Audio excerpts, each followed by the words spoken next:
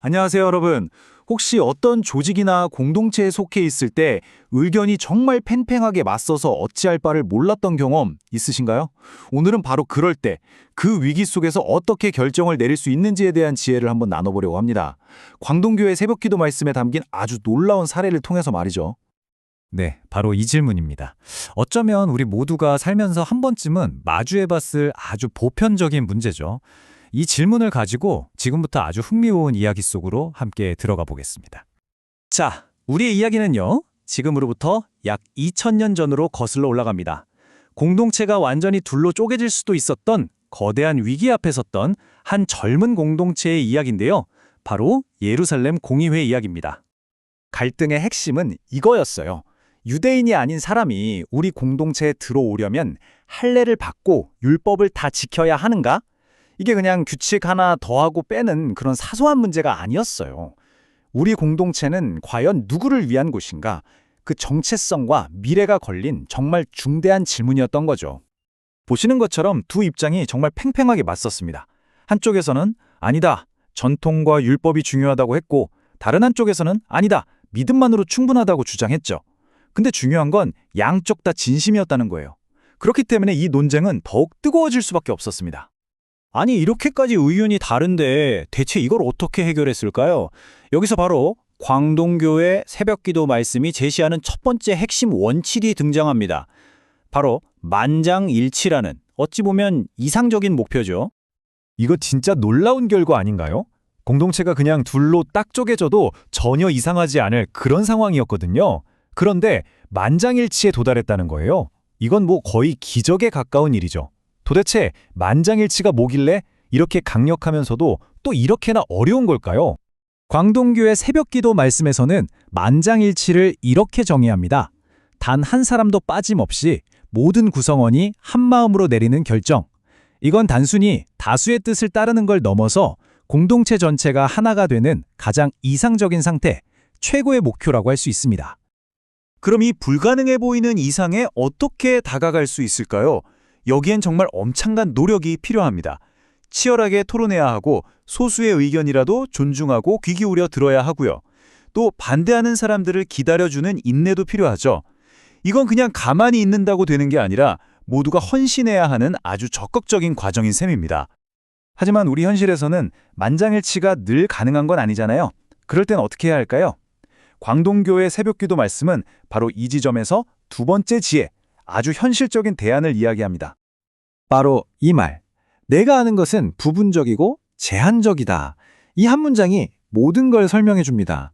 바로 겸손이라는 아주 근본적인 태도죠. 내 관점만이 전부가 아니라는 것을 인정하는 것. 이게 얼마나 중요한지 보여줍니다. 이것이 바로 만장일치의 현실적인 대안, 다수결입니다.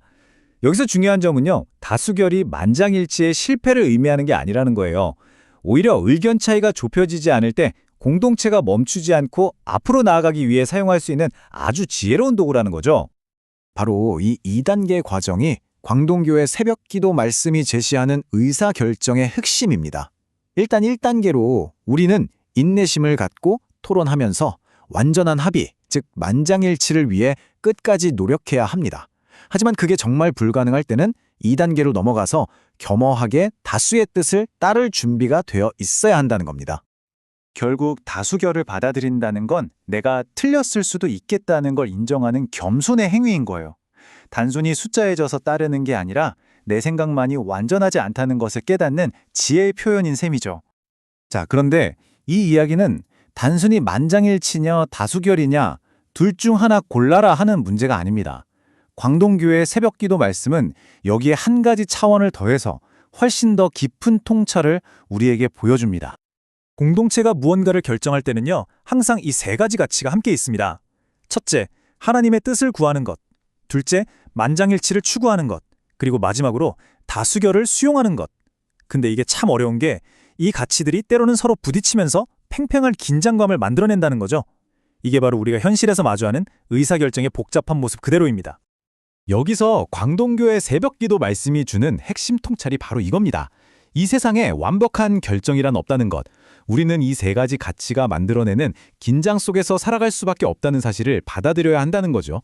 중요한 건 완벽한 해결책을 찾는 게 아니라 이 불완전함 속에서 지혜롭게 길을 찾아가는 법을 배우는 겁니다.